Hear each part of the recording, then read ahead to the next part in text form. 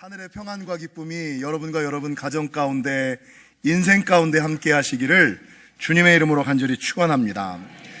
여러분, 오늘 본문 10절에 보면 우리 예수님의 탄생을 성경은 온 백성에게 미칠 큰 기쁨의 좋은 소식이다. 예수님이 태어나신 것이 온 백성에게 미칠 큰 기쁨의 좋은 소식이다라고 증거하고 있습니다. 여러분은 왜 예수님의 탄생이 온 백성에게 미칠 큰 기쁨의 좋은 소식일까? 왜 예수님의 탄생을 모든 사람들이 기뻐해야 될까? 두 가지만을 살펴보고 넘어가고자 합니다. 첫 번째, 여러분, 예수님께서 우리의 구주로 오셨기 때문이라는 거죠. 여러분, 구주라는 말은 원래 로마 황제에게 붙이는 이름으로 사람들이 전쟁 가운데 잡혀있고 묶여 있었을 때에 로마 황제가 전쟁에 나서서 이 사람들을 구원해 주는 거예요. 그러니까 전쟁에서 승리하여 우리를 포로에서, 우리를 어려움에서 해방시켜준 그 황제를 향하여 우리의 구주시다, 우리를 구원한 자, 우리를 구원할 자라는 의미를 이 구주에 가지고 있다라는 것입니다. 여러분, 그 옛날 로마의 황제만이 우리의 구주, 우리를 구원할 자, 우리를 구원한 자가 아니라 여러분, 예수님께서 우리의 구원자, 우리의 구원할 자라는 거죠. 그러면 예수님께서는 우리를 무엇으로부터 구원하실까? 첫 번째는 죄, 그리고 죄로 말미암는 죄의식으로부터 우리를 구원하십니다. 살다 보면 찔리는 게 많잖아요. 살다 보면 이 문제가 해결이 되지 않아.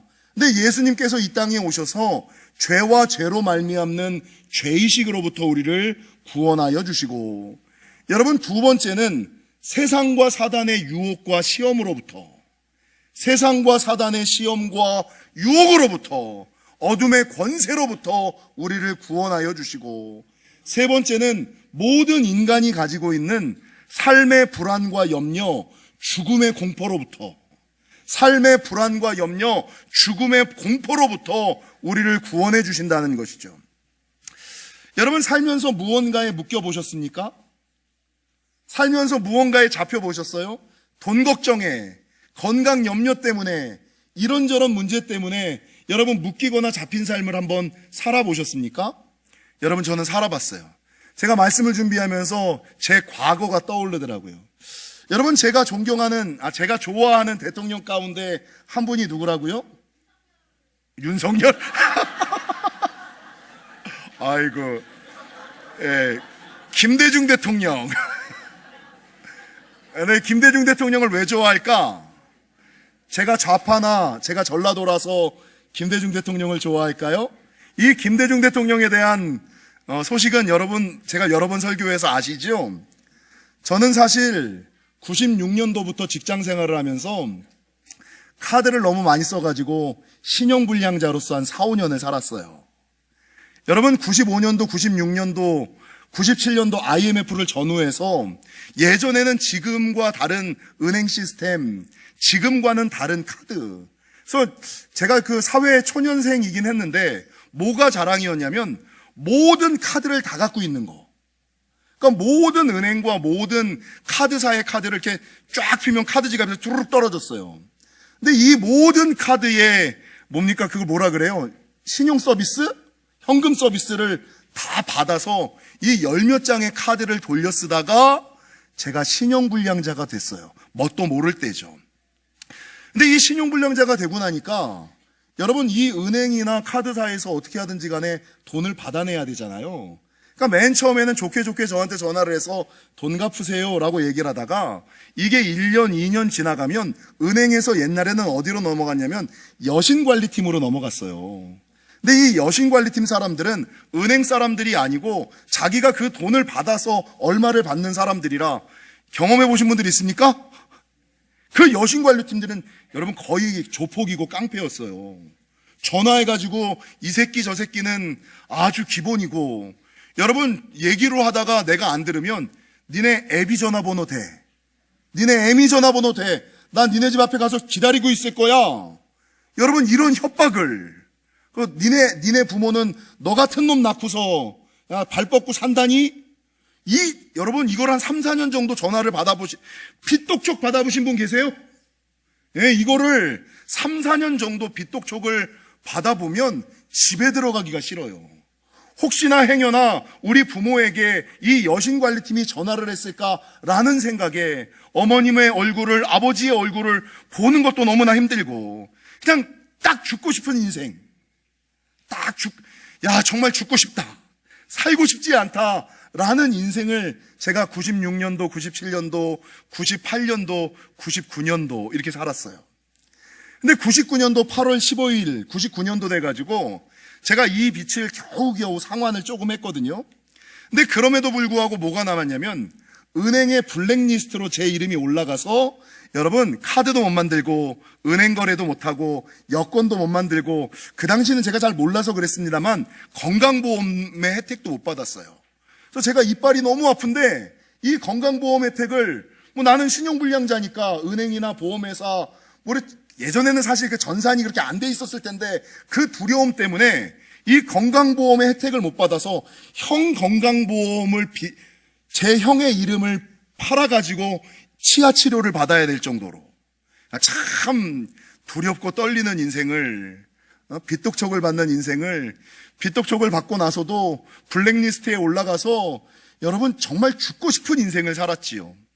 근데 1999년 8월 15일 광복절에 한국의 대통령들이 큰 명절을 맞이하면 한 번씩 해주는 게 뭐냐면 대사면이거든, 대사면.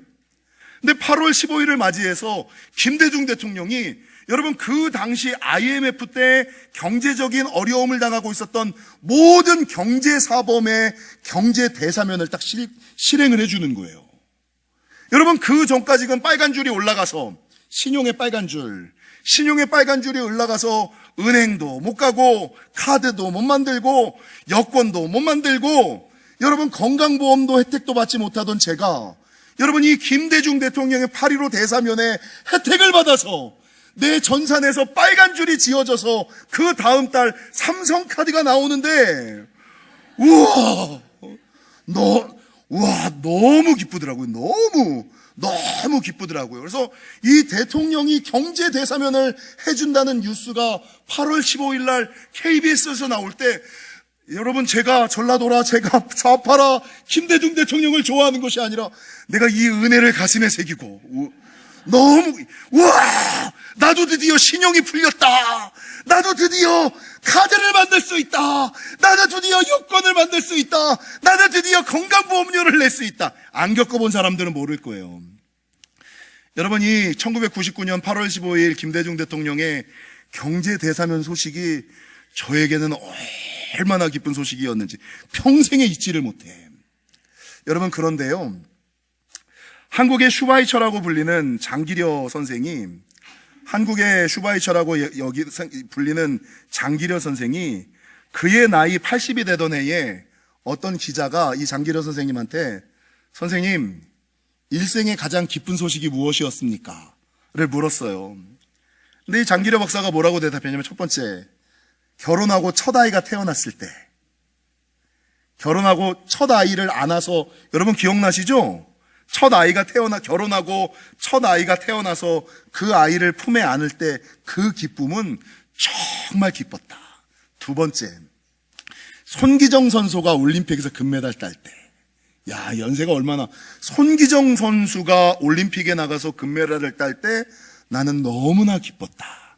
그런데 세 번째, 첫 아이를 가슴에 품고 안을 때보다, 손기정 선수가 금메달을 딸 때보다 내가 예수님을 만나 구원의 기쁨을 누렸을 때, 내가 구원받았구나 라는 확신이 들었을 때 나는 이 두 가지보다 더욱 기뻤다라고 여러분 말하는 것을 보았습니다.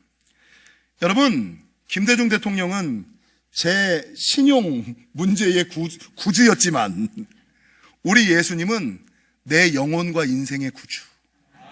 그러니까 제가 김대중 대통령에게 참 감사하거든요. 근데 이 김대중 대통령에게 감사하는 것 이상으로 우리 예수님께서 나를 선택해 주셨다고, 나를 구원해 주셨다는 그 소식이 얼마나 기쁘고 행복한지 모르겠습니다.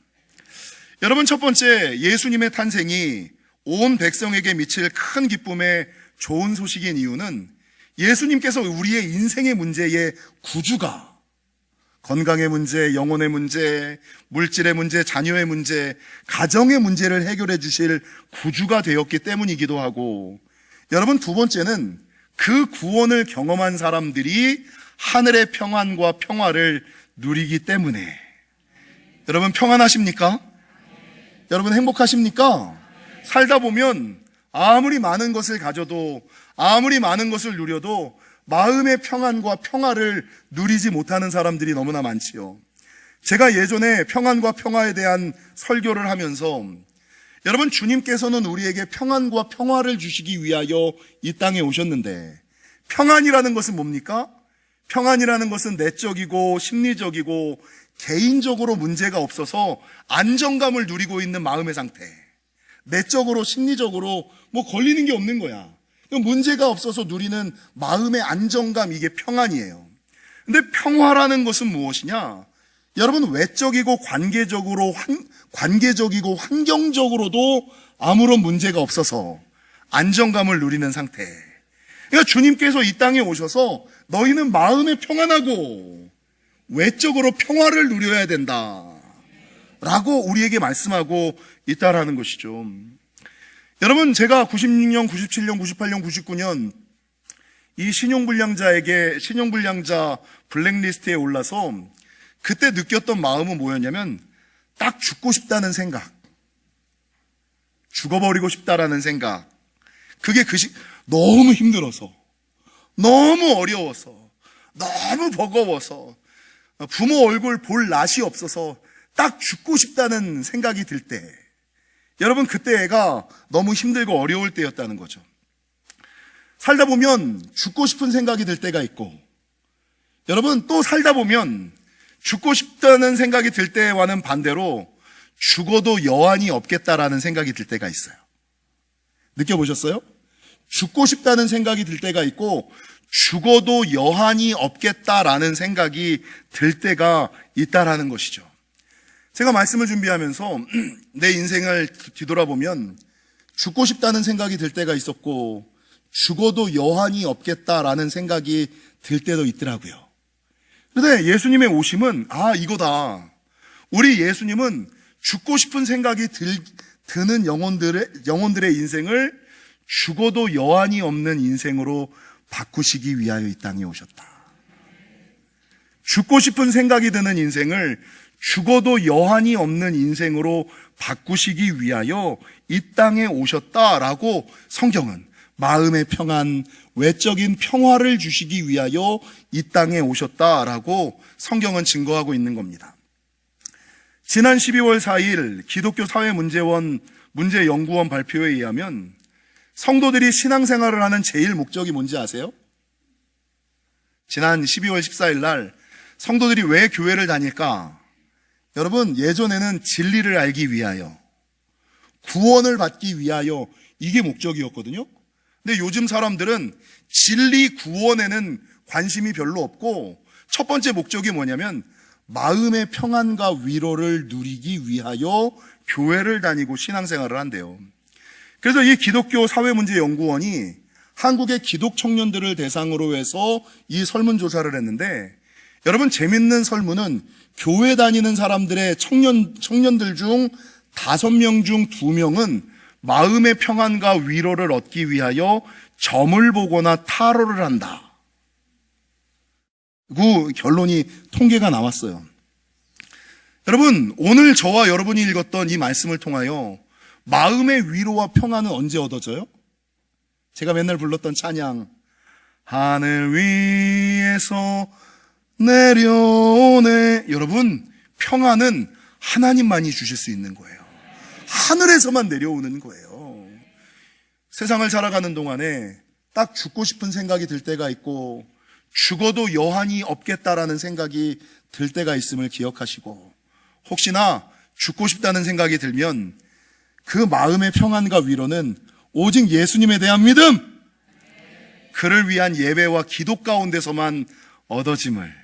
그래서 여러분, 마음의 평안과 위로는 예수님에 대한 믿음, 예수님을 예배하고 예수님의 이름으로 기도할 때만 얻어짐을 기억하시고, 바라는 것은 이 땅을 살아갈 때에 구주 되신 예수 그리스도, 마음의 평안과 평화를 주시는 주님을 붙잡고 일평생 살아가시는 저와 여러분이 되시기를 주님의 이름으로 간절히 축원합니다.